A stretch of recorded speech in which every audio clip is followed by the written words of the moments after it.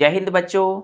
तो lecture number 2 coal and petroleum में आज हम लोग पढ़ने वाले हैं कि what do you mean by coal. Coal क्या है, what is coal and how coal was formed. Coal कैसे बनते हैं यानी कि कोयला बच्चों, और फिर जो कोल है यानी जो कोयला है उसके क्या यूजेस हैं या फिर कोयले के क्या प्रोडक्ट हैं। तो चलिए अपनी पढ़ाई को स्टार्ट करते हैं। Coal COAL coal and petroleum.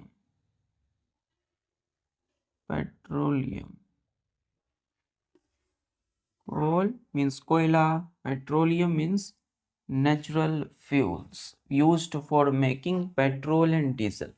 बच्चों ये चैप्टर किस चीज का है? केमिस्ट्री का। केमिस्ट्री क्लियर है? केमिस्ट्री जिसमें आज हम लोग पढ़ेंगे कोयले के विषय में। COAL कोल क्या है? COAL। तो कोल को हम डिफाइन करेंगे, लिखेंगे कि ए हार्ड यानी कि सख्त, कठोर, थोड़ा कठोर होता है ना। ब्लैक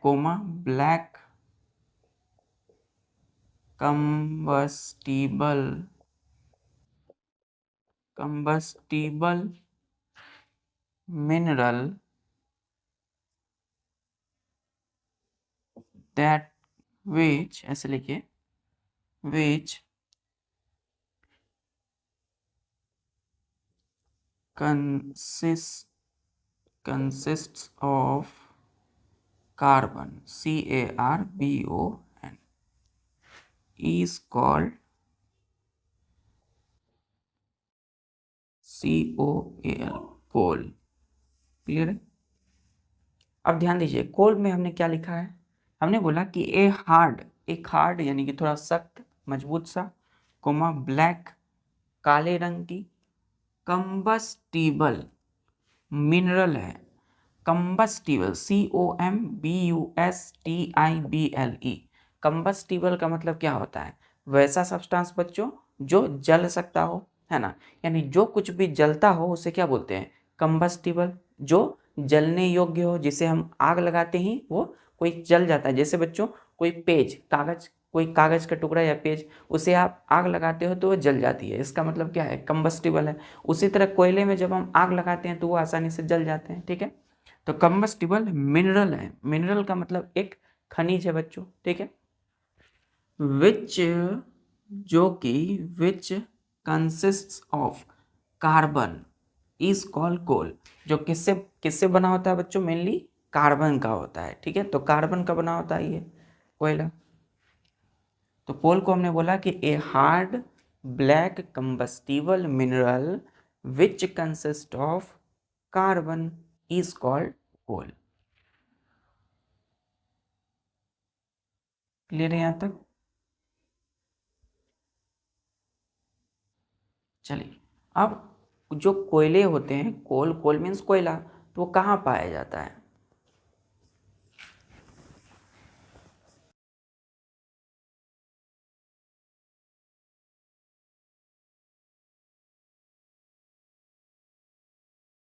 स्टार देखिए, लिखिएगा बच्चों, अकरेंस।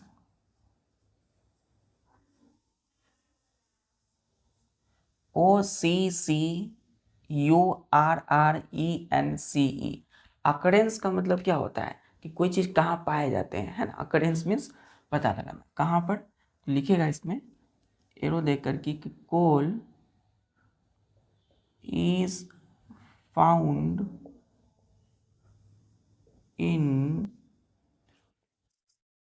डीप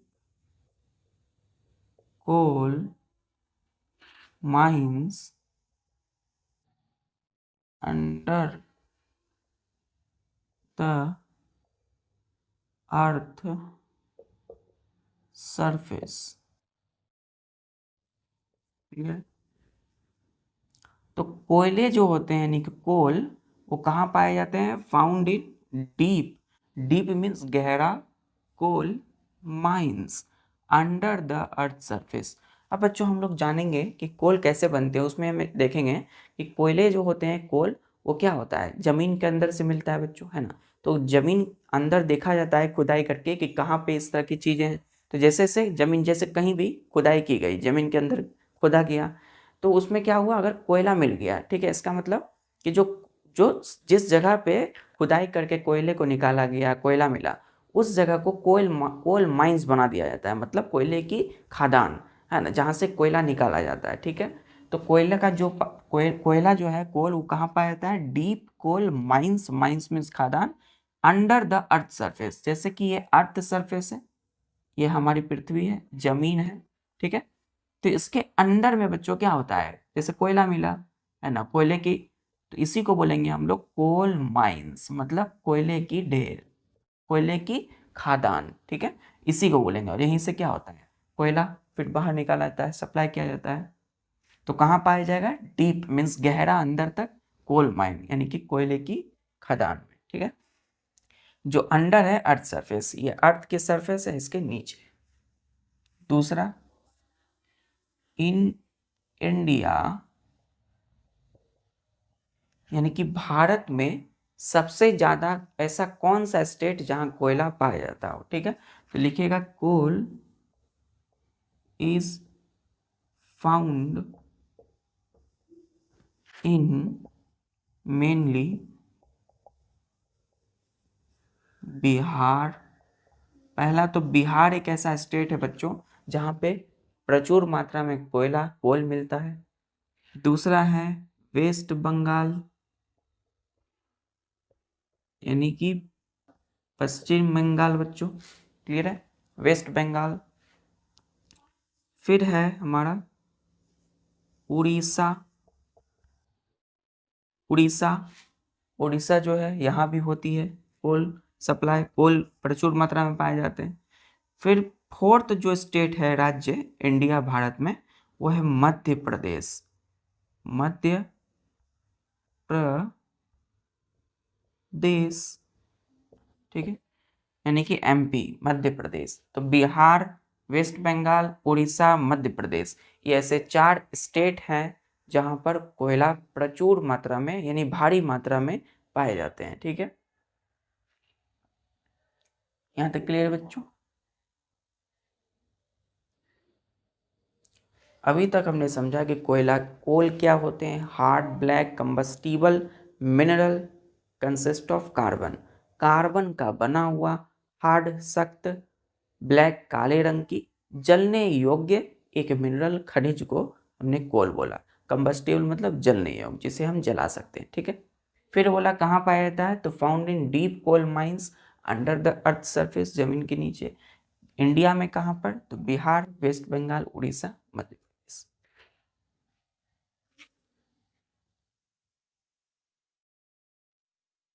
चलिए अब हम पढ़ेंगे कि हाउ कोल वाज फॉर्म्ड, कि कोयले की जो, अभी हम कोल अपने पास देखते हैं, कोयला एक्चुअल में कैसे बना था, है ना, वो कहाँ से आया है। चलिए, फॉर्मेशन ऑफ कोल।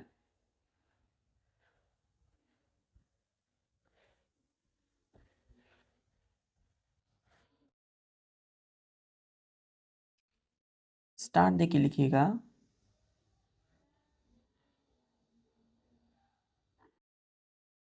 फॉर्मेशन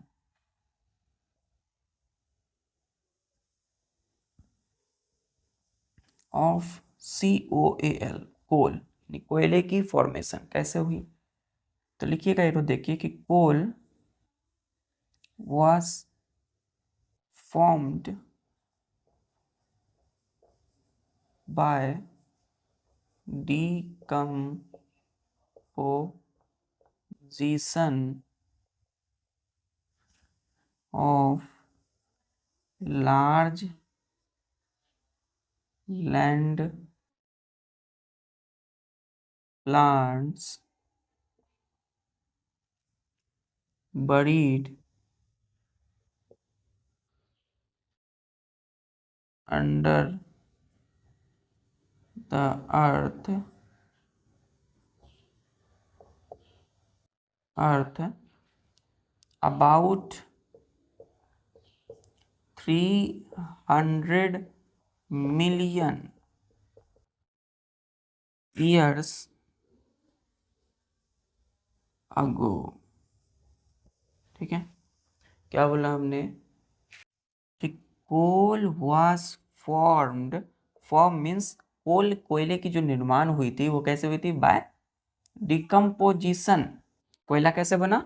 तो डिकम्पोजिशन के द्वारा, है ना। डिकम्पोजिशन का मतलब क्या होता है बच्चों? किसी भी चीज का, जैसे कोई डेड है, कोई मरा हुआ चीज है, तो उसका किसी ऑर्गेनिक चीज में बदल जाना। ठीक है, जैसे बच्चों हम देखते हैं कि कई सारे ऐसे जानवर हैं, पशु, कोई भी चीज, कहीं प्लांट कोई मर गया है या कहीं सड़क पर है, तो उस पर बैक्टीरिया लगने लगते हैं, धीरे धीरे कीड़े लगने लगते हैं। क्यों? क्योंकि उनको क्या करेंगे, वो सड़ाएंगे, गलाएंगे। ठीक है, तो उनको धीरे धीरे वो हटाएंगे उस वहाँ से। तो डिकम्पोजिशन का मतलब किसी चीज़ को पूरी तरह से गलाना, पूरी तरह से सड़ाना। ठीक है, तो किसी चीज़ को गलाना, सड़ाने की जो प्रोसेस है उसको बोलते हैं डिकम्पोजिशन। तो किसका होगा decomposition? Of large land plants. तो जो जमीन में बड़े बड़े जो प्लांट होते थे, है ना, जमीन पर जो बड़े बड़े प्लांट होते थे, उनका समुद्र या किसी किसी पानी के अंदर नहीं, जमीन पर जो बड़े बड़े प्लांट हैं उनका डिकम्पोजिशन होगा। और वो प्लांट बरीड होंगे, मतलब जमीन के अंदर में धंसेंगे, buried under the earth about 300 million years ago. कितना? 300। तो इसका मतलब ये है कि 300 करोड़ साल पहले क्या हुआ? तो कई सारे ऐसे बड़े बड़े प्लांट हुए जो किसी कारण से, वो हम कारण देखेंगे, वो बड़े बड़े प्लांट क्या हो गए, जमीन के अंदर में धंस गए, चले गए। ठीक है, तो वो जब जमीन के अंदर में गए तो उनका वहाँ डिकम्पोजिशन हुआ। डिकम्पोजिशन जब हुआ तो वो क्या हो गया, वो बड़े बड़े जो प्लांट जमीन के अंदर चले गए, वो क्या बन गए? कोल बन गए। कोल का मतलब कोयला हो गया। ठीक है, मतलब यही जो लार्ज लैंड प्लांट है, यही किस में बदल गए? कोयले में बदल गए। चलिए कैसे हुआ बच्चों, देखते हैं। यहां तक नोट किया?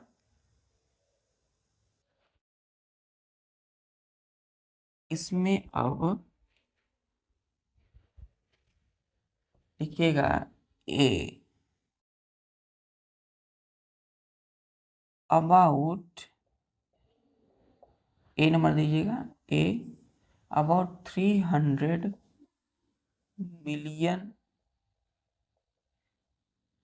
Years ago, comma, the earth had dense, DENSE, dense मतलब घना। ठीक है, dense forest, forest in dense forests in low lying wetland areas। क्या बोला बच्चों? हमने बोला पहला में कैसे कोल बन रहा है यहाँ पे। तो कोयले का निर्माण क्या हुआ? तो 300 करोड़ साल पहले की बात है। The earth had dense forests in low lying wetland area. जो हमारी पृथ्वी है, जो हमारी जमीन है, यानी पृथ्वी मतलब जो हमारी धरती है ना, पृथ्वी, तो इसके पास बहुत घने घने जंगल थे। ठीक है, कहाँ पर? तो एकदम low lying wetland area. Wet का मतलब होता है जो पूरी तरह से दलदली, गीला। तो पूरी मतलब जो हमारी अर्थ सरफेस है उससे जो जमीन है, तो जमीन के सबसे नीचे वाली जो सतह होगी, है ना, मतलब जैसे कि ये है, ये एक जमीन है बच्चों, तो इसके भी यहाँ भी ये क्या है, ये भी जमीन है। और फिर आगे तो यहाँ पर जो है, यहाँ बड़े बड़े जो है क्या थे, जंगल थे, पेड़ पौधे थे बड़े बड़े, है ना, बड़े बड़े। डेंस मतलब पूरी तरह से घनी, घनी आबादी, मतलब एक तरह से घनी जंगल थे यहाँ पे। ठीक है, कहाँ पर? तो लो लाइंग वेटलैंड एरियाज। तो ये भी लैंड जमीन ही है, लेकिन यहाँ पर जंगल थे। और यहाँ पर हमारी जो लोग बसे हुए थे, यहाँ पे जंगल थे। तो अब क्या हुआ, अब ध्यान दीजिए, यहाँ तक क्लियर हो रहा है? डेंस फॉरेस्ट है यहाँ पे, ये क्या है? ये है बच्चों फॉरेस्ट, यानी जंगल। नेक्स्ट लिखिएगा इसी में कि due to natural natural processes. अब प्रोसेस में ई एस लगा दिए हैं, मतलब कई सारे प्रोसेस हो सकते हैं। जैसे कि पहला हमने बोला अर्थक्वेक्स। अर्थक्वेक्स, ठीक है, मतलब अर्थक्वेक का मतलब भूकंप, ठीक। तो ये फॉरेस्ट जो है ये जमीन के अंदर में कैसे चले गए, जमीन के अंदर में धंस कैसे गए, क्यों? क्योंकि टूटे होंगे कहीं ना कहीं, ये फॉरेस्ट के जो जंगलों के पेड़ पौधे थे वो धीरे धीरे झड़े होंगे, टूटे होंगे। तो कैसे टूटे होंगे? तो अर्थक्वेक यदि आया होगा, है ना, तो ये क्या होंगे, धीरे धीरे उखड़ गए होंगे और अंदर चले गए होंगे, ठीक है। दूसरा जो हो सकता है कारण वो है वोल्केनोस। वोल्केनोस इरप्शन मतलब ज्वालामुखी का जो है जो कई बार जो है टेम्परेचर वजह से हाई की वजह से क्या होता है, फट जाना। उसके वजह से भी ये फॉरेस्ट क्या हो सकते हैं, फॉरेस्ट में जितने भी प्लांट ट्री पेड़ पौधे थे वो सब मर गए, जमीन के अंदर चले गए, ठीक है। तीसरा है फ्लड्स, FLOODS, या फिर बाढ़ आ गई हो, है ना, बहुत जोरों की बारिश हुई और बाढ़ आई, और बाढ़ की वजह से जितने भी फॉरेस्ट जंगल के पेड़ थे पौधे वो सब आंधी तूफान में उड़ गया बच्चों, धीरे धीरे क्या हो गया, नीचे चले आया जमीन के और सतह के नीचे, और वहीं पर दब गया, ठीक है। तो ये सारे पेड़ उखड़ गए और कहाँ चले आए, जमीन के नीचे दबने लगे। तो ड्यू टू नेचुरल प्रोसेस, इन नेचुरल प्रोसेस की वजह से क्या हुआ, these forests were buried, BURIED। ये जो फॉरेस्ट हमने बोला, तो अर्थक्वेक, वोल्केनोस, फ्लड के वजह से ये सारे फॉरेस्ट धीरे धीरे क्या होने लगे, जमीन के अंदर में धंसते चले गए, ठीक है, टूट गए सारे पेड़ पौधे। तो forest were buried under the earth surface,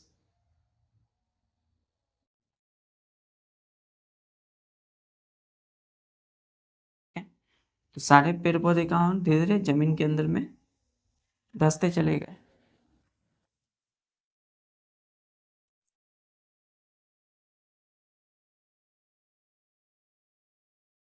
अब क्या होगा बच्चों, जैसे ही आंधी तूफान आई तो यहाँ के जो पेड़ थे वो धीरे धीरे क्या हो गए, इस गड्ढे में धीरे धीरे जा करके मतलब जमीन के और नीचे नीचे चले गए, ठीक है। तो जमीन के नीचे जैसे से गए, ये प्रोसेस एक बैग नहीं होता है बच्चों। मतलब कि अब जैसे आंधी तूफान आई, अब बहुत ज़्यादा बाढ़ आए, तो बाढ़ के वजह से पानी तो यहाँ जमा हो गया ना, सपोज बाढ़ की वजह से यहाँ पानी लग गया, ठीक है, ये जमीन है, तो यहाँ पूरी तरह से पानी लगा बच्चों, ये पूरा का पूरा पानी लग गया इस पूरे एरिया में, ठीक है। तो इस पूरे एरिया में पानी लगा रहा, है ना, फिर 1 साल 2 साल कई बार जो है बाढ़ आई, या फिर अर्थक्वेक आया, भूकंप या वोल्केनो, तो इस तरह से यहाँ पे पानी हमेशा जमा रहा, और धीरे धीरे धीरे करके जैसे जैसे समय बीता तो ये पेड़ पौधे और जमीन के नीचे दबते चले गए, ठीक है। तो देखिए ध्यान से देखिएगा, पहले यहाँ थे जमीन के नीचे, अब इसके और नीचे आ गए पेड़ पौधे, और नीचे आ गए, और नीचे, धीरे धीरे करके ये पूरी तरह से क्या होते गए, पेड़ पौधे दबते चले गए। तो जैसे जैसे नीचे आएंगे वैसे वैसे ऊपर के जितने भी क्या थे, सॉइल मिट्टी, वो उनके ऊपर आने लगा। यहाँ तक नोट कर लिया। 300 मिलियन ईयर्स अगो, मतलब समझ सकते हैं कि 300 करोड़ साल पहले की बात हो रही है। तो एक बार में तो हुआ नहीं होगा। तो धीरे धीरे जैसे ये नीचे आते चले गए, जैसे ये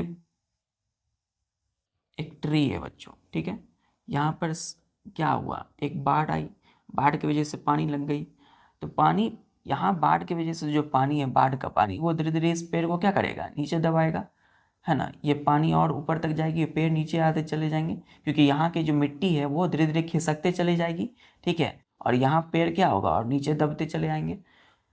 तो ऊपर के जितने भी सॉइल होंगे मिट्टी, वो उसको इस पेड़ को झाँप देंगे, कवर कर देंगे। नेक्स्ट पॉइंट सी में, as soil cover the, as more soil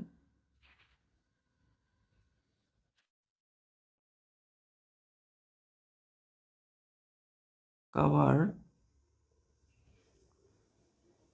जितना ज़्यादा मिट्टी बच्चों इस पेड़ पौधे को कवर करेगा उतनी ही फॉरेस्ट क्या होंगे, फॉरेस्ट्स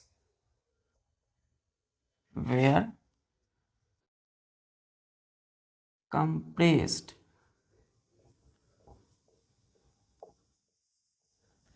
उतनी ही ये जंगल में जितने पेड़ पौधे होंगे वो सिकुड़ते चले जाएंगे, कंप्रेस्ड हो जाएंगे। क्लियर यहाँ तक?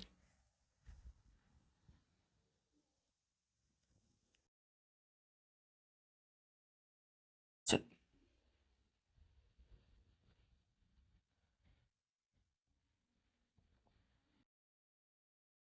अब लिखिएगा बच्चों डी में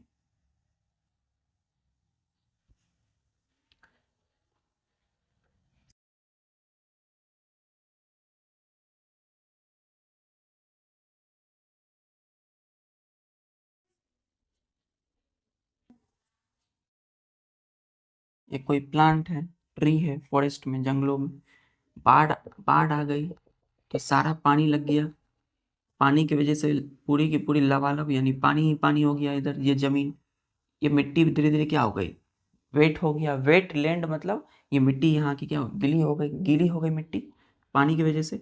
और यहाँ के जो प्लांट है वो धीरे धीरे क्या हो गए, पानी यहाँ तक आ गया है तो धीरे धीरे नीचे चले जाएंगे, तो जमीन क्या और नीचे चले आते गए। ठीक है, तो ऊपर की जो जितनी भी मिट्टी होंगे वो इसको ढकते चले गए, है ना, मिट्टी ढकते चले गए, तो मिट्टी के ढकते गए तो क्या होगा, उसको एयर नहीं मिलेगा। अब एयर जब नहीं मिलेगा तो बच्चों अंदर की टेम्परेचर हाई हो जाएगी, ड्यू टू हाई टेम्परेचर, बहुत ज़्यादा टेम्परेचर बढ़ जाएगा, तापमान and pressure inside the earth, comma inside the earth, then जितने भी वुड्स हैं, ठीक है, ध्यान से देखिए,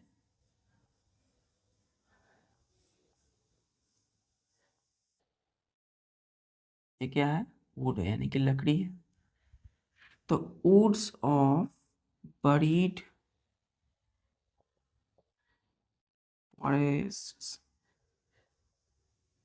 plants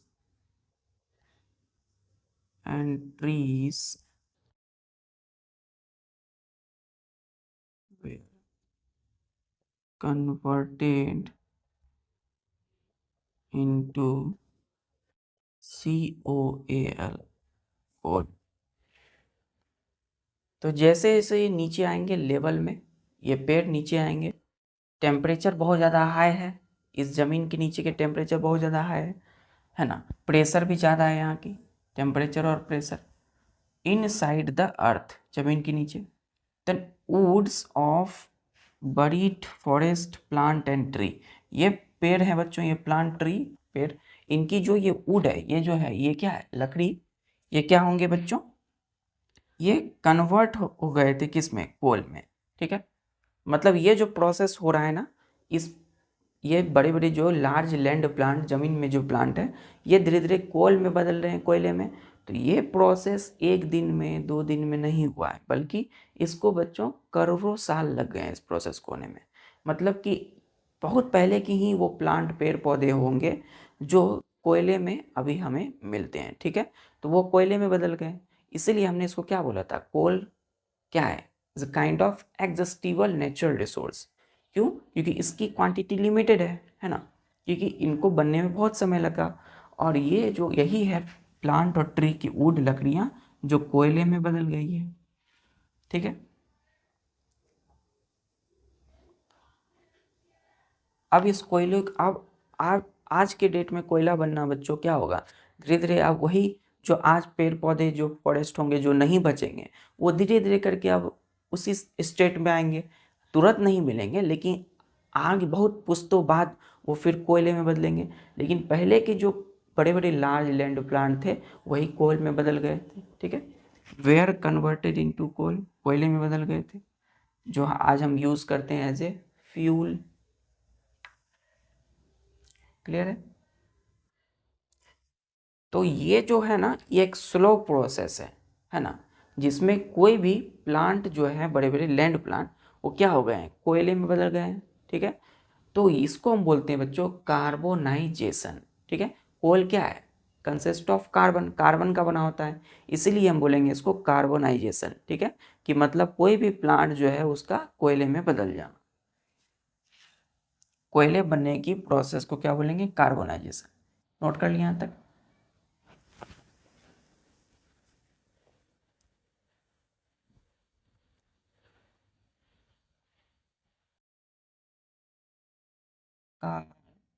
carbonisation,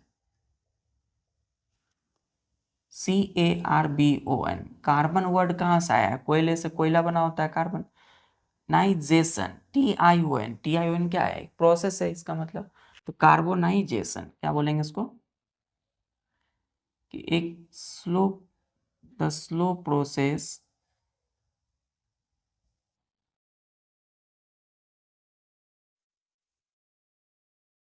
by which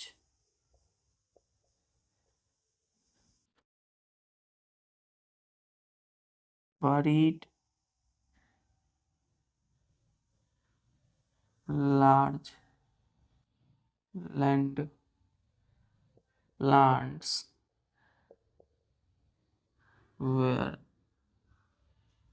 converted into coal, coal is are called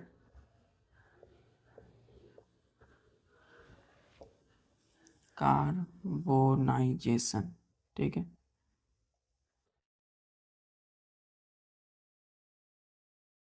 मतलब ये एक स्लो प्रोसेस है, मतलब धीरे धीरे होने वाला एक प्रोसेस बाय भी, जिसके द्वारा क्या होगा, जो बड़ी लार्ज लैंड प्लांट है जमीन के अंदर में, जो धसे हुए बड़े बहुत पहले के समय के प्लांट, वही क्या हो गए, कोयले में बदल गए, ठीक है। इसी को हम बोलेंगे कार्बोनाइजेशन। क्यों, कि कोयला है बच्चों, कोयला का मीनिंग हमने क्या बोला, डेफिनेशन में पढ़ा कि कोयला बना होता है कार्बन, है ना, तो इसलिए इसको बोलेंगे कार्बोनाइजेशन। क्लियर है। नेक्स्ट पॉइंट लिखिएगा यहीं पे, coal, COL, coal is called fossil fuel. इसको जीवाश्म ईंधन क्यों बोलते हैं, फॉसिल फ्यूल, क्योंकि बिकॉज कोल इज, ऐसे लिखिए, coal was formed by dead remains of large land plants, ठीक है। क्योंकि ये कोयला जो है वो बना था किससे, dead remains of large land plant, जमीन में जितने भी प्लांट पेड़ पौधे थे जंगलों के, वही सब क्या हो गए, धीरे धीरे जमीन के अंदर चले गए।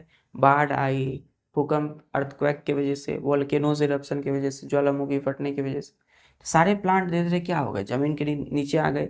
और धीरे धीरे उसी प्लांट में, प्लांट की बात हो रही है, उसमें डिकम्पोजिशन स्टार्ट हुआ, मतलब टेम्परेचर हाई हुआ, बैक्टीरिया उसमें लगने लगे, बैक्टीरिया अटैक कर दिए, और वो धीरे धीरे वो सड़ने सड़ने गलाने लगे, उसमें केमिकल इफेक्ट्स हुआ, केमिकल रिएक्शन की वजह से वो किस में बदल गए, कोयले में बदल गए, और इसलिए हम इसको बोलते हैं फॉसिल फ्यूल।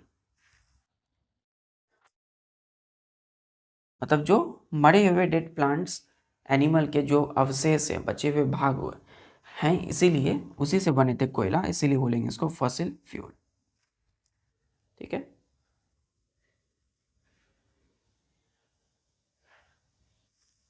तो जो प्लांट और ट्री नहीं रहे, है ना, मर गए, गल गए, जमीन के नीचे आ गए, जमीन के अंदर में चले गए, वहीं पर वो केमिकल इफेक्ट्स की वजह से कन्वर्ट हो गए, बदल गए कोयले में। कोल में, ठीक है।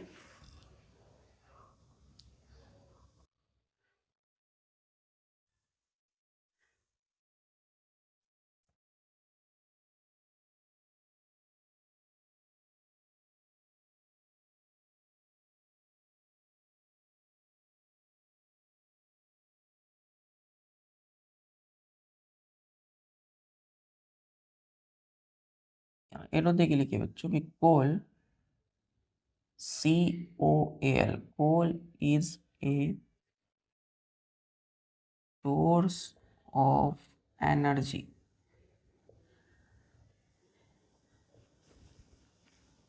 क्या मतलब है इसका? लिखिएगा एरो, देखिए कि कोल कैन बी यूज्ड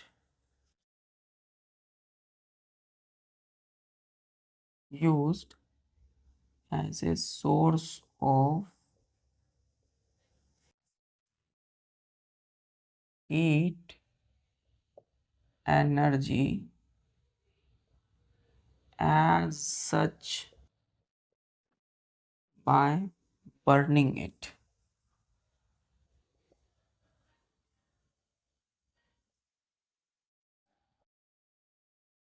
कोल को हम क्या कर सकते हैं?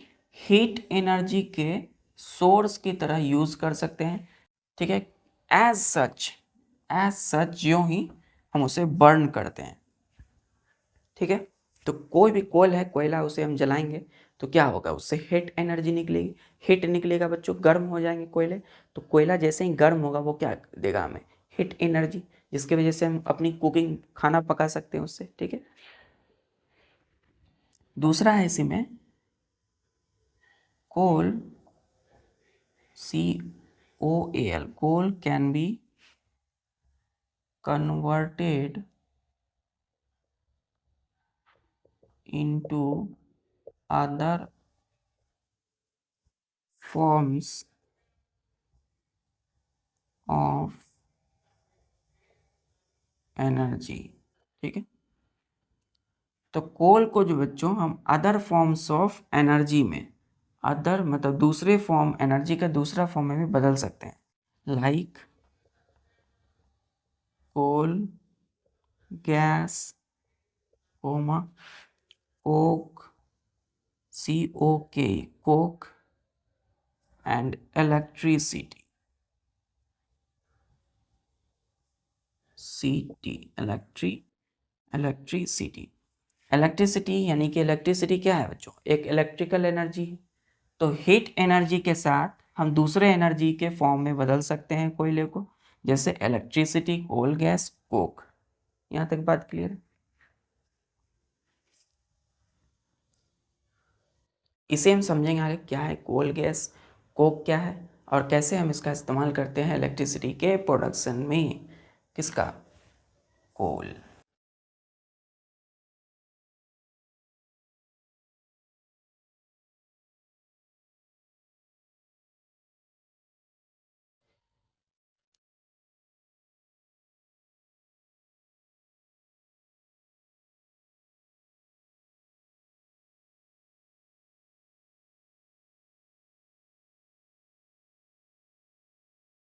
आप कोई भी कोल के टुकड़े को ले लीजिए बच्चों, कोयले को, ठीक है। तो उसे आप क्या कर रहे हैं? सपोज आप उसे गर्म कर रहे हैं, है ना, उसे जला रहे हैं, ठीक है। तो जैसे ही कार्बन का मतलब क्या हो गया? COAL, from coal, from coal.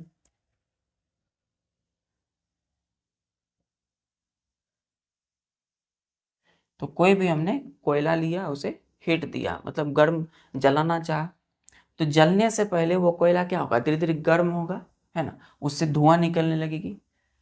तो कोयला जो है यानी कि कार्बन जलेगा किसकी मदद से?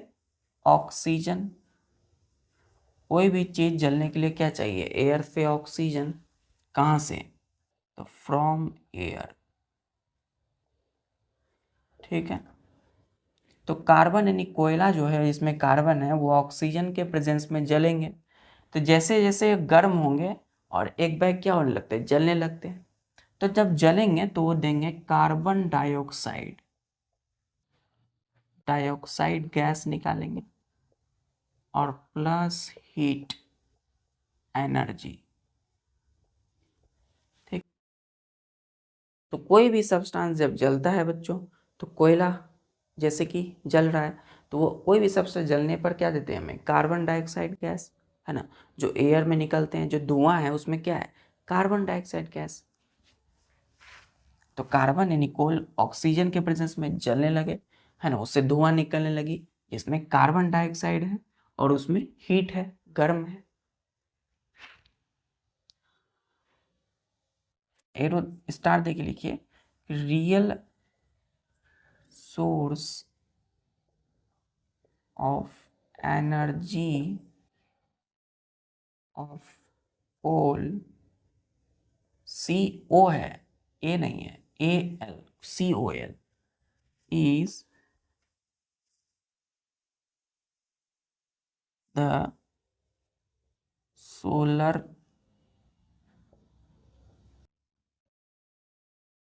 एनर्जी और sons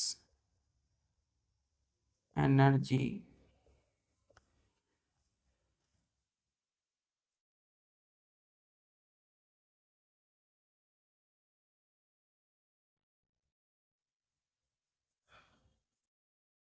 absorbed by plants which decompose composed to form coal, comma दीजिएगा, ओ grew on earth। ठीक है, during photosynthesis।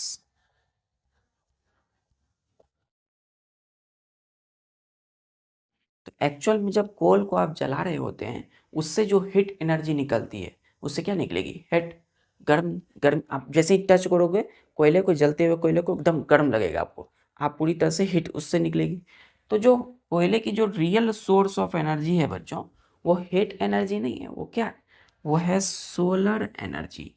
ठीक है, क्योंकि कोयला जो आपके पास आप देख रहे हो आज, वो क्या है, प्लांट का ही कन्वर्टेड फॉर्म में, प्लांट ही थे वो पहले, है ना। तो सोलर एनर्जी या सन्स की एनर्जी है जो एब्जॉर्ब हुआ है प्लांट्स, उन प्लांट के द्वारा, विच डिकम्पोज्ड टू फॉर्म कोल। ठीक है, तो वही प्लांट, कोई भी प्लांट बच्चों क्या करते हैं, फोटोसिंथेसिस, मतलब अपना फूड खुद बनाते हैं। तो प्लांट को चाहिए सनलाइट की एनर्जी फोटोसिंथेसिस के दौरान, जब वो प्लांट जिंदा थे। ठीक है, तो जिंदा जब प्लांट थे तो उनको क्या चाहिए, फोटोसिंथेसिस के दौरान सनलाइट एनर्जी। जब वो लिए सनलाइट एनर्जी तो उनके पूरे प्लांट बॉडी में आ गया। अब किसी कारण से जैसे अर्थक्वेक, फ्लड्स, वॉल्केनोस आया, तो प्लांट धीरे धीरे समाप्त होने लगे, मर गए। लेकिन प्लांट की बॉडी में क्या रहा, सनलाइट की एनर्जी रहा, सोलर एनर्जी। तो वो सोलर एनर्जी प्लांट कब यूज करते थे, जब वो ग्रो कर रहे होते थे अर्थ की सरफेस पे, ग्री ऑन अर्थ सरफेस। ठीक है, ड्यूरिंग फोटोसिंथेसिस। तो जब वो जिंदा थे प्लांट, कोई भी प्लांट, इस दुनिया में जितने भी पेड़ पौधे 300 से करोड़ साल पहले थे, उनको भी चाहिए फूड, तो वो अपना फूड खुद बनाए। अभी भी कोई भी प्लांट खुद अपना फूड बनाते हैं, सनलाइट एनर्जी लिए। तो प्लांट जब तक जिंदा थे सनलाइट एनर्जी थी, मरने के बाद भी उनके बॉडी में सनलाइट एनर्जी होगी, है ना। तो वही प्लांट क्या हो गया है, आज कोल में बदल चुका है ना, पहले की प्लांट।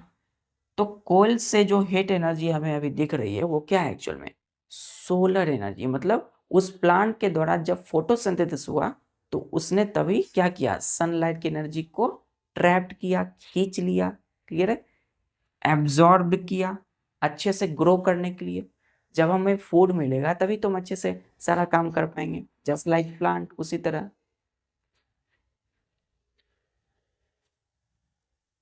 क्लियर बच्चों,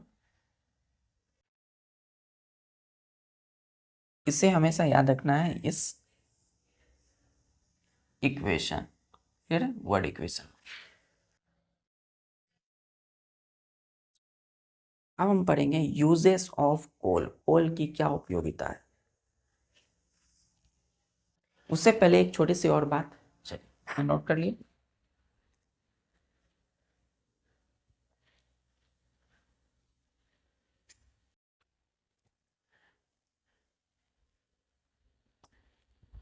देखिए बच्चों,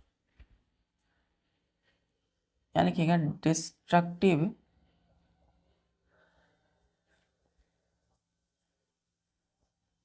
डिस्टिलेशन ऑफ COAL, कोल। तो कोयले की डिस्ट्रक्टिव मतलब समाप्त कर देना, डिस्टिलेशन मतलब उसे पूरी तरह से क्या करना, डिस्टिल्ड कर देना, मतलब प्योर कर देना, ठीक है, एनर्जी एनर्जी रिलीज कर देना उससे। तो डिस्ट्रक्टिव डिस्टिलेशन ऑफ कोल, कोयले की डिस्ट्रक्टिव डिस्टिलेशन का मतलब क्या है, तो इसमें लिखिएगा the strong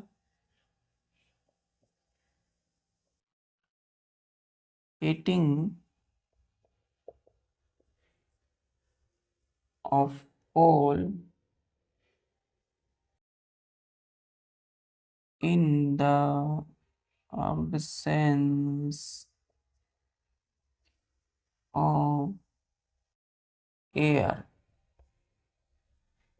is called destructive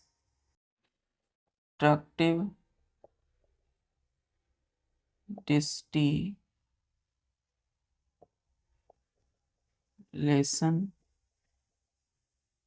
of coal, ठीक।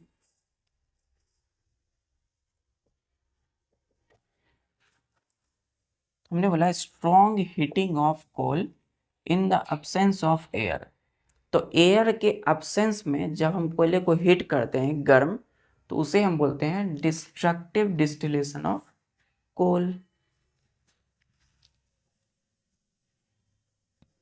नेक्स्ट पॉइंट लिखिए बच्चों, स्टार देखिए, प्रोडक्ट्स ऑफ कोल, मतलब कोयले की प्रोडक्ट क्या होती है, कब, अब कोई भी चीज जल रही है तो उसके प्रोडक्ट भी निकलते हैं, ठीक है। तो यहाँ ध्यान दीजिए, लिखिएगा, पहला है कोल गैस, दूसरा है ए देख करके, दूसरा है, चलिए एक नंबर देख के, कोल कोल टार, ठीक है, तीसरा है coke, COK, coke, coal gas, coal tar coke, ये तीनों क्या है, प्रोडक्ट्स हैं कोल के। Next point, uses of coal, मतलब कोयले की क्या यूज है, क्या इस्तेमाल है इसका। पहला, coal is used as fuel in Holmes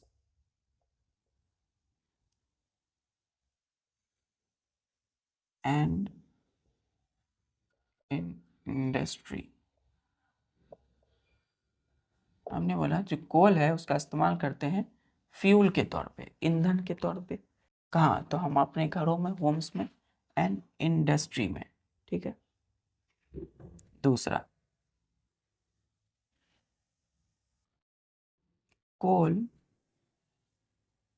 is used as fuel in at thermal power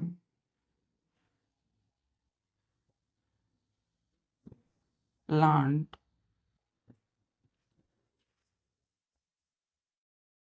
for generating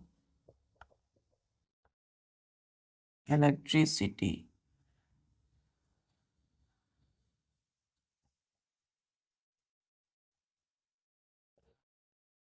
ठीक है बच्चों, हमने बोला कि कोल का इस्तेमाल हम करते हैं फ्यूल के तौर पे, ईंधन कहाँ, थर्मल पावर प्लांट। तो थर्मल पावर प्लांट में किस लिए इस्तेमाल करते हैं, फॉर जनरेटिंग इलेक्ट्रिसिटी, बिजली जनरेट करने, इलेक्ट्रिसिटी प्रोडक्शन के लिए हम कोयले का इस्तेमाल करते हैं थर्मल पावर प्लांट में। तीसरा, earlier coal was used to make steam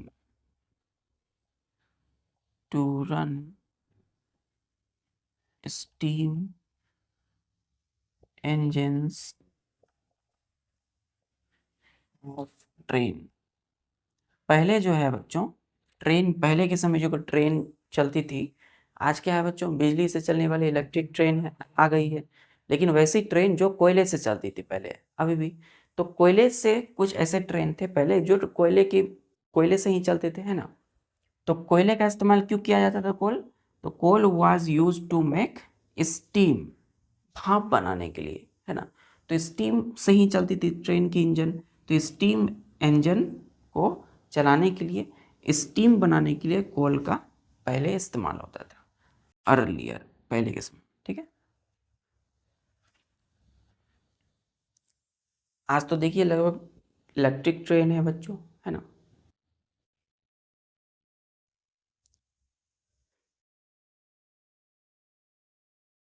और कहाँ कहाँ यूज होता है, एक लास्ट पॉइंट,